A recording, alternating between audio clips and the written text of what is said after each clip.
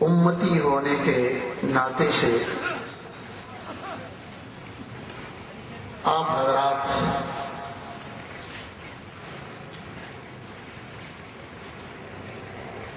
لائق سب مبارکباد ہیں. آپ کی محبت اور آپ کا یہ ولولہ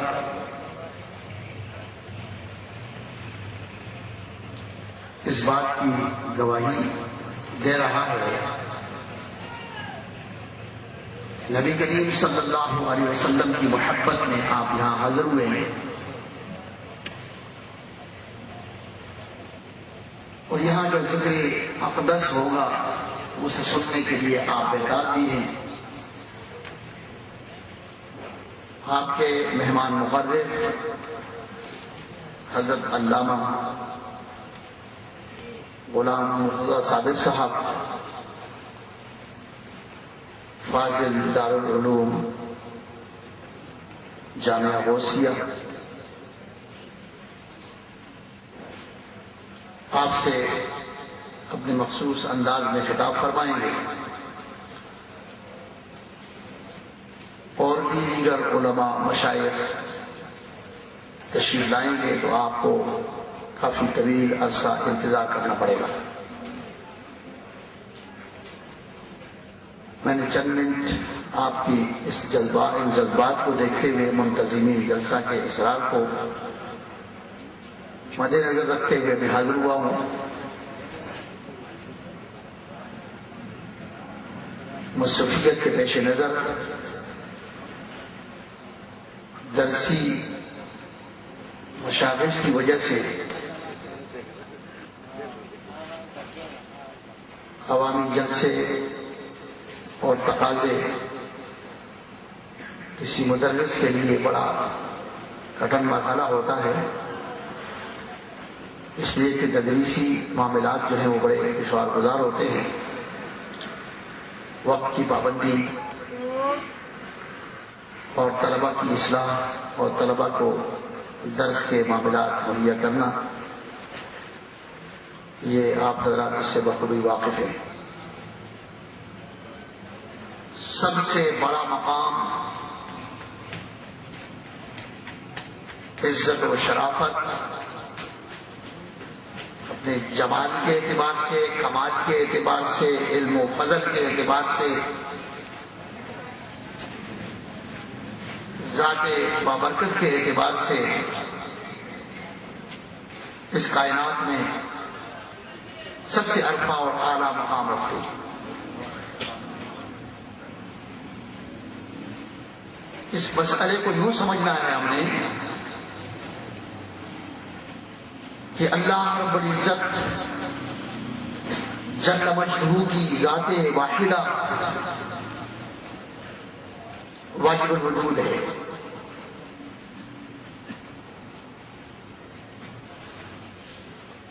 ذات واجب الوجود کا مفہوم یہ ہے کہ وہ ذات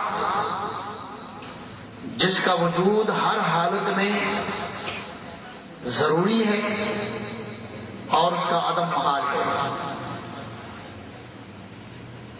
یعنی اللہ تبارک و تعالیٰ کی ذات واحدہ اس پوری کائنات کا خالق اور مالک موجد ہے. اسی ذات نے اس پوری کائنات کو پیدا بھی فرمایا، ایجاد بھی فرمایا، اور اس کائنات کو باقی بھی اسی ذات نے رکھا ہوا ہے. یہ پوری کائنات مسبوق بالعدم، پہلے نہیں تھی پھر ہو گئی،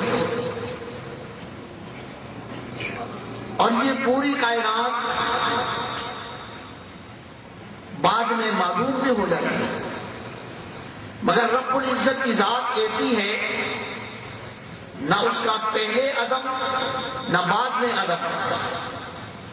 وہ ذات نہ اونگتی ہے، نہ سوتی ہے، نہ تھکتی ہے، اور نہ ہی کبھی فنا ہوگی، ہمیشہ باقی رہے گی. اس کو ذات واجب الوجود کہا جاتا ہے. اس کا وجود ہر حالت میں ضروری ہے، قدیم ہے، اور اس کے علاوہ پوری کائنات یہ ممکن ہے۔ اس ممکن کی دوسری اصطلاح مخلوق بھی ہے، تیسری اصطلاح یہ فانی بھی ہے۔ پہلے وجود نہیں تھا، اب موجود ہے، بعد میں پھر معدوم ہو جائے گی۔ یعنی ہر وہ چیز جو اپنے وجود میں صفت خلق الہی کی محتاج ہے، اپنی بقا میں اللہ تبارک و تعالی کا اس کو باقی رکھنے میں یہ اللہ رب العزت کی محتاج ہے، اس کو ممکن کہتے ہیں۔ حضور اکرم صلی اللہ علیہ وسلم سے حضرت جابر بن عبداللہ نے پوچھا،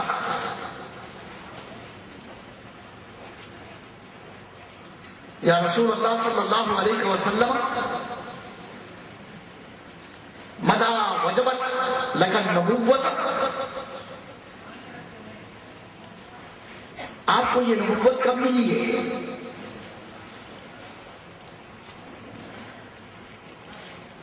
تو آپ صلی اللہ علیہ وسلم نے ارشاد فرمایا کنت نبیا، میں نبی تھا، وآدم بین الروح والجسد، حضرت آدم روح اور جسم کے درمیان میں۔ اور ایک حدیث پاک میں یوں اللہ رب العزت کے پیارے محبوب نے ارشاد فرمایا کہ کنت نبیا وآدم لمنجدل فی دینہ، میں اس زمانے میں نبی تھا یا میں اللہ کے ہاں خاتم النبیین لکھا جا چکا تھا، حضرت آدم علیہ السلام اپنی خمیر میں تھے۔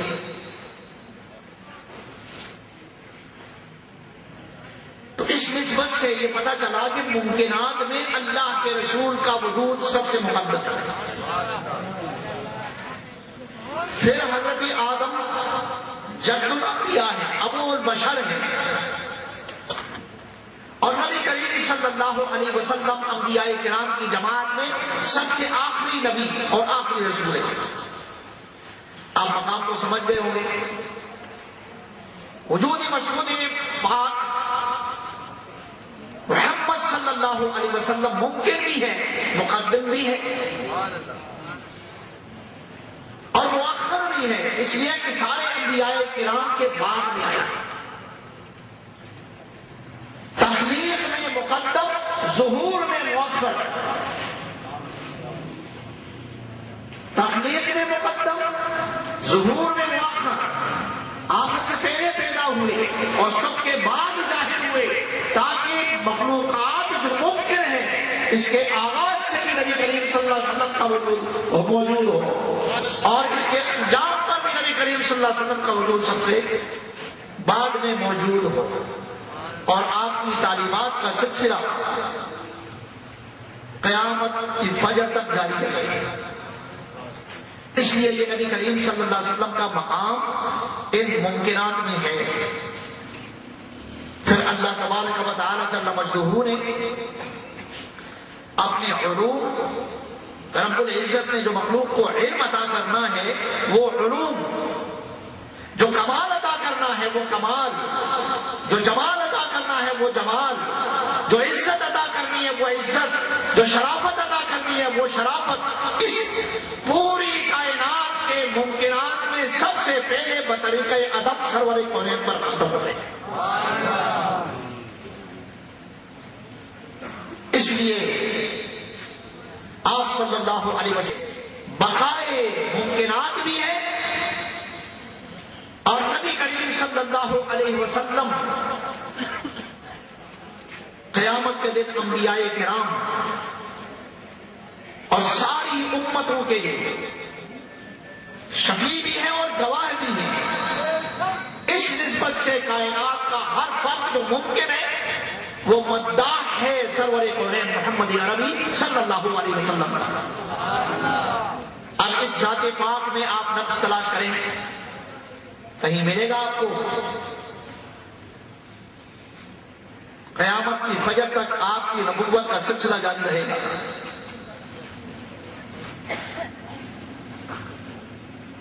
اللہ تبارک و تعالیٰ نے جتنی مخلوق پیدا فرمائی ہے یہ سب کی سب محدود ہے، گنی چنی ہے۔ آپ کو کہیں گے انسان بے شمار ہیں، ملائکہ بے شمار ہیں، اجنہ بے شمار ہیں، لیکن جب کسی چیز کا تقدم عدم پر ہو اور تاخر بھی عدم پر ہو، محدود ہو گئی۔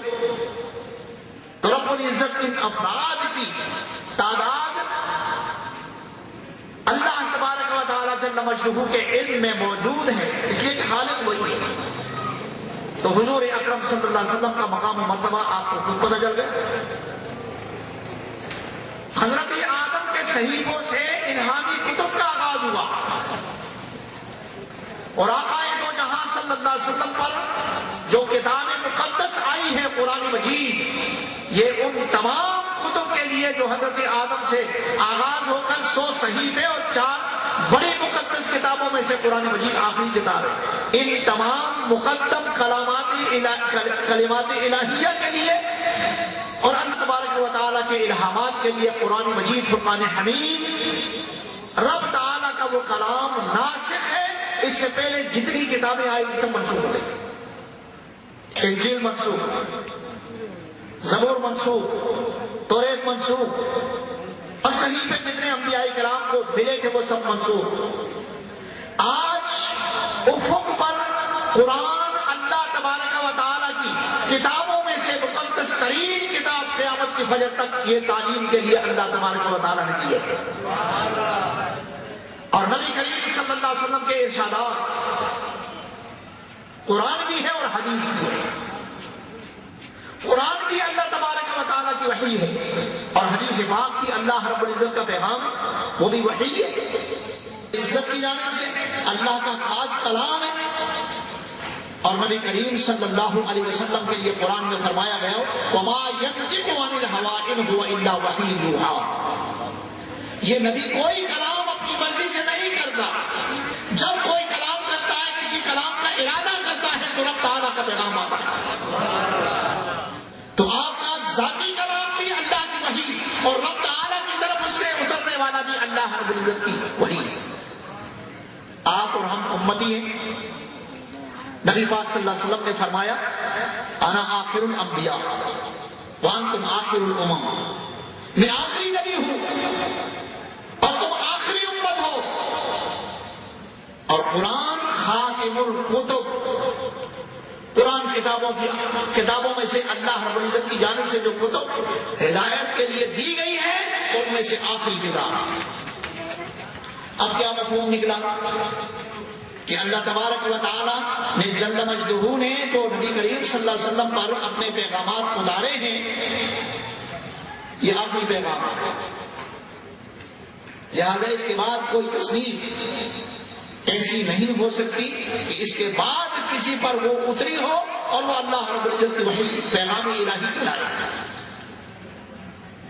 یہی وہ سلسلہ ہے کہ اس کائنات میں ذکر پاک مصطفیٰ صلی اللہ علیہ وسلم پھر یہ اذکار میں خاتم الاذکار ہو گیا۔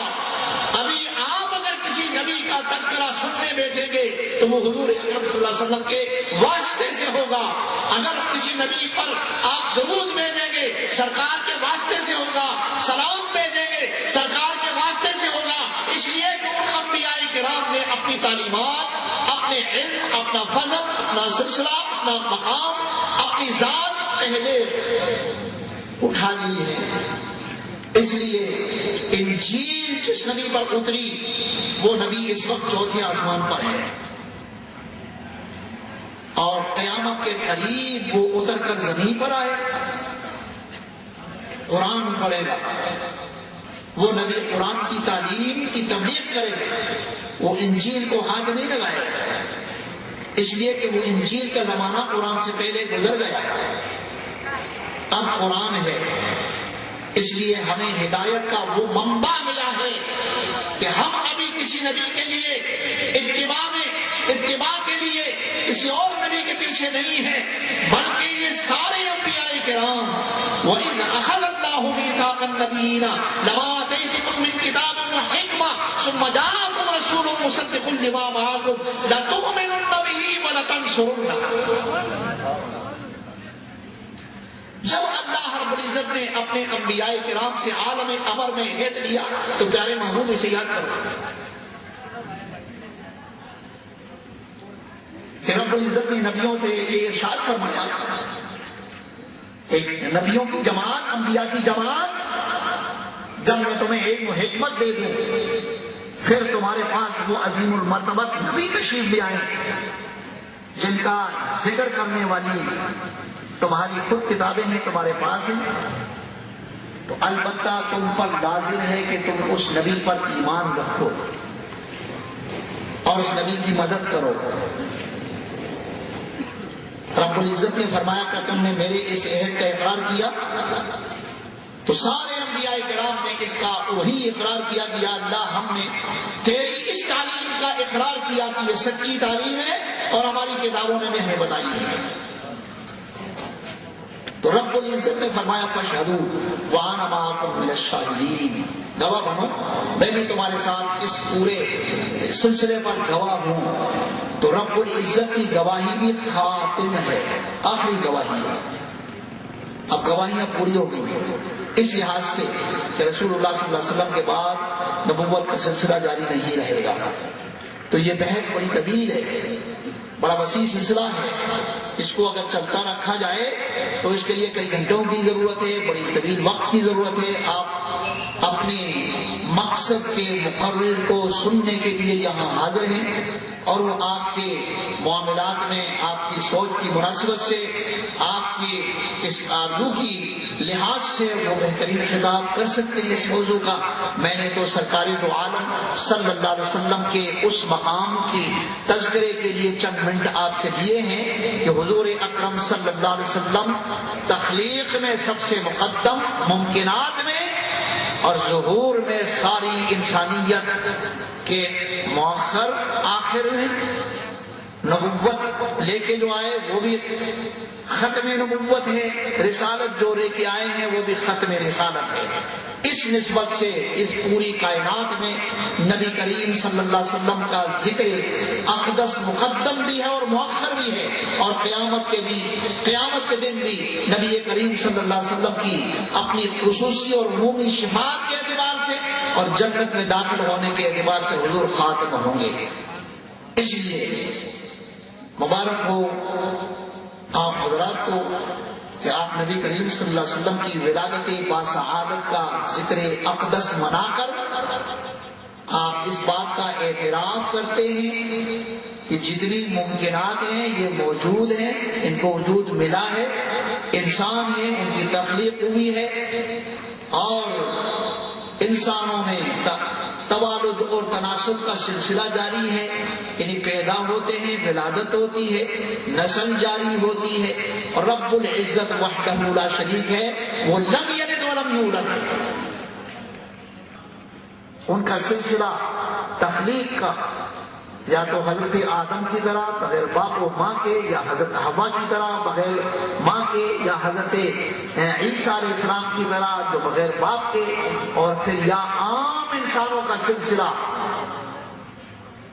رب العزت نے فرمایا یا ایھا الناس، اے لوگوں، اتقوا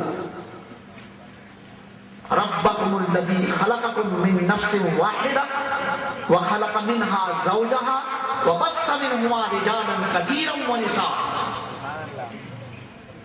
ڈرو اس رب سے جس نے تمہیں نفس واحدہ یعنی حضرت آدم سے پیدا فرمایا اور حضرت آدم کے جسم کے حصے سے ان کی اہلیات جوڑا حضرت حوا کو وجود عطا فرمایا، اور ان دو افراد سے بہت سارے مرد اور عورتیں پوری کائنات میں پیدا کی. تو یہ پورا سلسلہ ہمارے سامنے آیا. اس لیے نبی کریم صلی اللہ علیہ وسلم کی ہستی انسانوں میں، اجنہ میں، ملائکہ میں وہ اپنا مقدس مقام رکھتے ہیں. معراج کا واقعہ، حضور صلی اللہ علیہ وسلم کا تقدس اور افضلیت ملائکہ پر آپ کے سامنے ہے وہ واقعہ. تو اس لیے میں نے یہ چند لمحات آپ کے لیے، اللہ تعالیٰ آپ کے لیے اور میرے لیے باعث سے برکت فرمائے، اور جن نوجوانوں نے، جن بزرگوں نے، جن چاہنے والوں نے اس جلسے کا انتظام مقرر کیا اور اس کو سیکھا اور آپ حضرات کو اور ہمیں اس میں حاضری کی وہ سعادت بخشی، ہم ان حضرات کے مشکور ہیں اور ان کے لیے دعا گو ہیں کہ اللہ تعالیٰ ان کی زبانوں سے، ان کے عمل سے، ان کے کار خیر سے یہ انجمن فیضان ناجیہ ماشاءاللہ، تو یہ بڑا اچھا نام رکھا گیا ہے کہ نبی پاک صلی اللہ علیہ وسلم نے یہود و نصارہ کا تذکرہ فرماتے ہوئے کہ وہ پہلے والی امتوں میں 72 فرقے بن گئے، تو آپ نے ارشاد فرمایا وہ ہیں جس فکر پر، جس سلسلے پر میں قائم ہوں، میرے اصحاب قائم ہیں۔ تو پتہ چلا کہ وہ طبقہ اہل سنت و جماعت کا ہے، اور اہل سنت رسول اللہ کا طریقہ چلانے والے، اور وہ جماعت صحابہ پر قائم رہنے والے۔ یہ یاد رکھیے گا۔ اب ایک اور طبقہ بھی بیچ میں کود کر آ گیا ہے، ان کا اس محفل میں مقام الگ تھلگ تھا، اس کو الگ رکھا گیا تھا، مگر اس نے بھی اپنے آپ کو کہنا شروع کر دیا اہل سنت والجماعت۔ یہ ول جو ہے، یہ ول یہ بڑا خطرناک کلمہ تھا، مگر انہوں نے اپنے لیے خاص کیا۔ شکر ہے اللہ رب العزت کا کہ ہم اس میں ملوث نہیں ہیں۔ ذہن میں آ رہی ہے یہ جو نام ہے اہل سنت و جماعت، رسول اللہ کے طریقے والے اور جماعت صحابہ والے۔ دوسرا طبقہ بھی یہ دعویٰ کر رہا ہے کہ ہم جماعت صحابہ ہیں،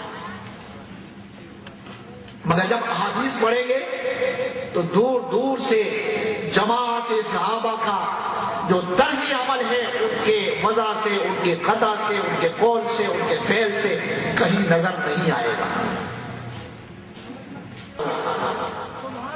اہل سنت و جماعت طریقہ مصطفیہ پر قائم رہنے والے، اور جماعت صحابہ کے طریقے پر قائم رہنے والے۔ خوارج سے صحابہ کے طریقے سے کوئی تعلق نہیں رکھتے، معتزلہ سے صحابہ کی جماعت سے کوئی تعلق رکھنے والا نہیں ہے۔